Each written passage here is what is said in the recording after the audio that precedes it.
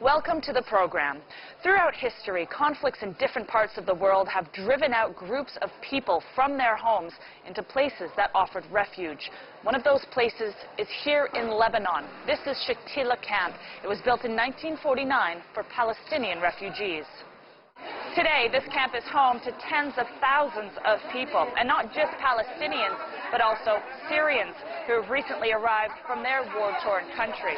But in and amongst this grinding poverty, I found groups working to make life a little more bearable for its inhabitants, whose prospects of returning home remain uncertain.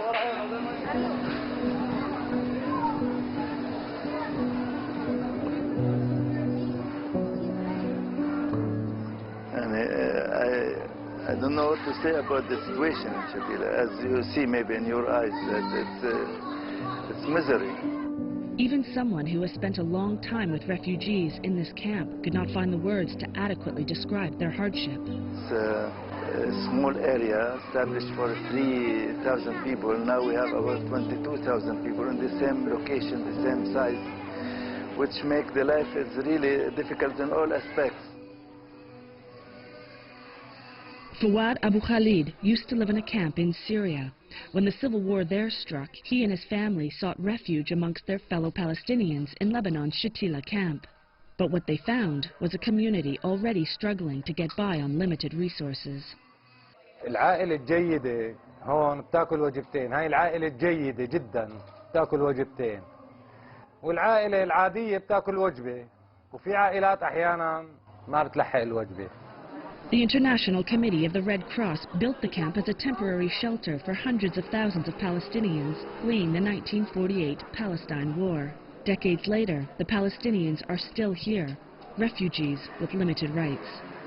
They don't have the right to work. They don't have the right to own a house. There's difficulty in their being able to travel easily, to take a visa to other countries.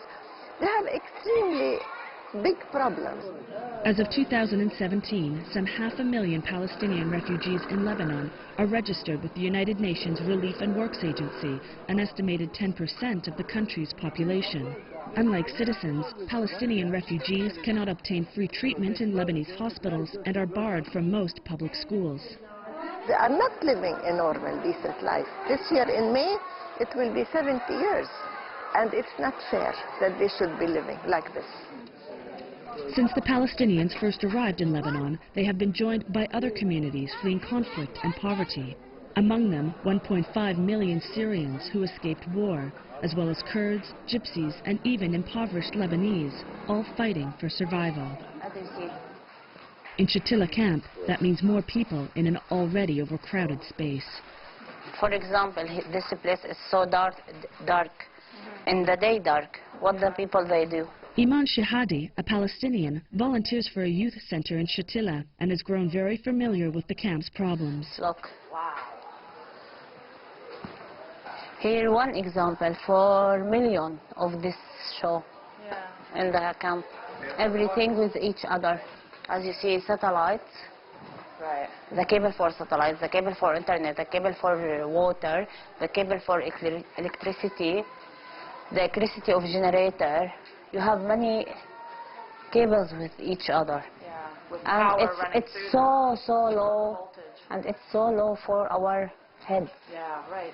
She then shows me a blue box, which she says was part of a $3 million international donor project to bring fresh water to the camp, which ultimately failed. We have to have sweet water here in Shatila camp. At the end, they have a problem with the community popular to paying for 20,000 every month, every person or every family. That's they have a lot of a problem for this thing, and they stop them.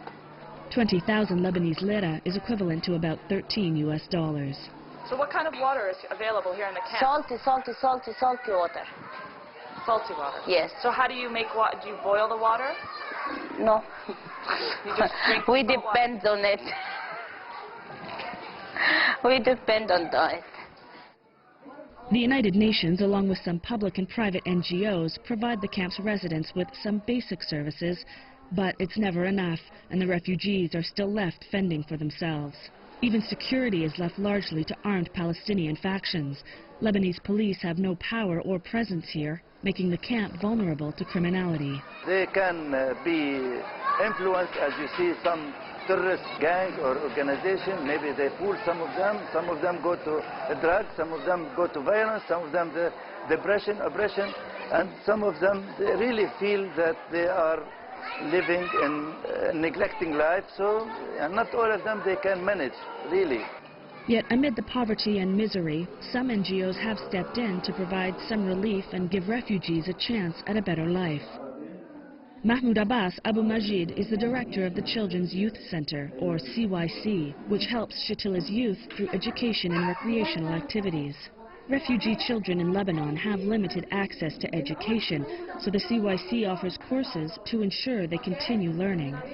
Despite the difficulties, Iman decided to live in Shatila to be closer to the children she teaches.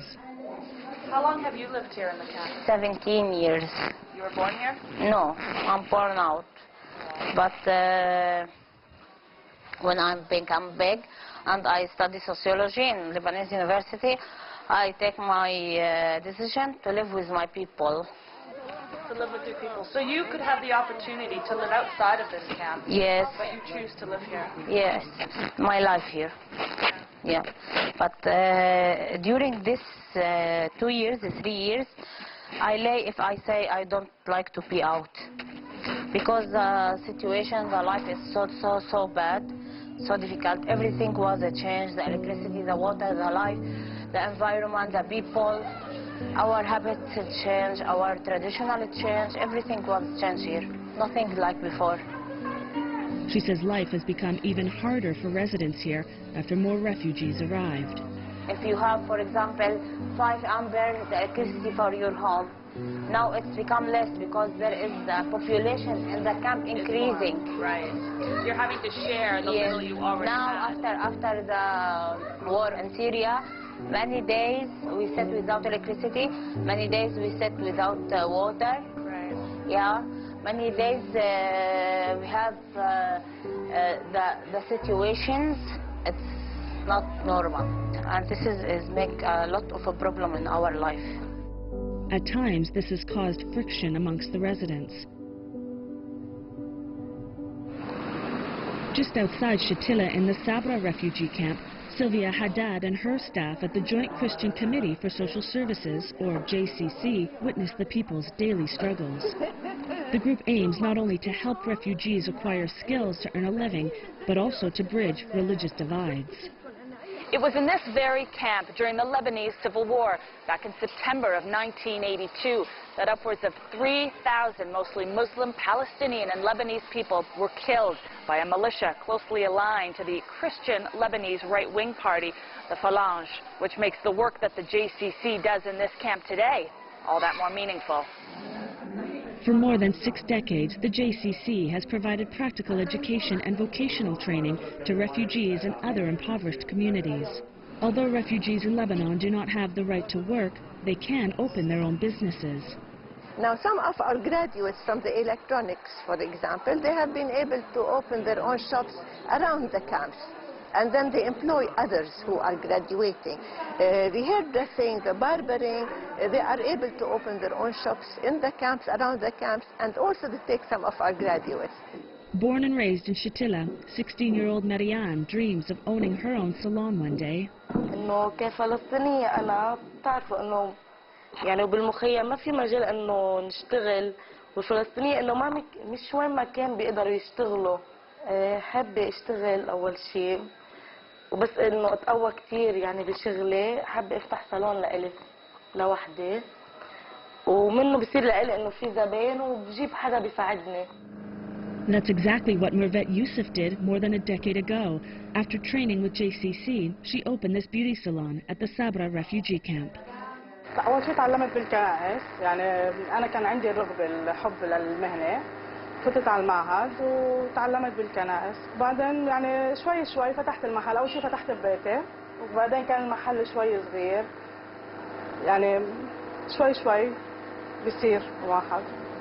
Her salon has provided work to women as more and more Palestinian men struggle to find jobs. طبعا خاصة نحن بهالايام ما في شغل، ما في يعني حتى الرجال بيكونوا عمرار كثير بيكونوا عم بيشتغلوا بيكون خفيف شغلهم، يعني ما فيك الا لما المرأة ما تساعد، يعني بدها مهنة، يعني بعدين تكون شريفة، تكون محترمة، تكون سيدة نفسها، يعني بنفس الوقت تكون عم تنفع حالها وعم تنفع بيتها. Another woman getting an education from JCC is Nadia Ghader, a Lebanese. The death of her mother when she was young kept Nadia from attending school, so she grew up illiterate. At JCC, she's learning to read and write from scratch. عم بقول لك إذا مثلا دق الباب وبدي مثلا شغلي، يعني كيف بدي أقول لك اسمي بصمته بصم، يعني إنه مش فاهمته، يعني بس إنه أمضي اسمي، أوكي؟ بس اتضايق كثير أي شيء ورقة ما قدر إني أقراها، أثر فيي يعني. في شغلات كثير بالحياة بيحتاجها الإنسان لأنه يكون على القليل يعرف يقرأ شيء بسيط. JCC says it's providing refugees a crucial service, but the group now faces a struggle of their own, closure, after their building was bought by a development company. Sylvia says she's concerned about the camp's residents. The community really needs us because we have a nursery school, a kindergarten, we have women's programs, literacy programs. We are serving the community with so many programs. Everybody knows us. I hope we will not, but if we close, it will be a very black day. NGO workers like Mahmoud say they're frustrated with the hurdles facing refugees in Shatila and the lack of international political support to help alleviate their plight. In spite of all what we are trying to provide or what we are trying to do, raising awareness, developing their talents, their skills, their hobbies, etc. But the situation of the camp, the situation of this location, it's beyond our capacity as NGO or as NGOs in the camp to change or to improve fully the life of the children. And all this does little to evoke promising times ahead. As refugees, they are not having the right to develop their communities, to develop their lives to this. Where is the human rights? Where are those who talk about peace or talk about democracy in the world? Why they don't act or they don't make any pressure to protect the children in Palestine? يعني شو نهايتنا؟ نحن هون هيك بس، هي القصة، يعني ما في مستقبل، حتى ما بيعطوكي أمل تاخذي مستقبل. It's unclear when or even if these refugees will ever be able to return home. That makes the work of people like Mahmoud and Sylvia all that more critical for an ever-growing population with an uncertain future.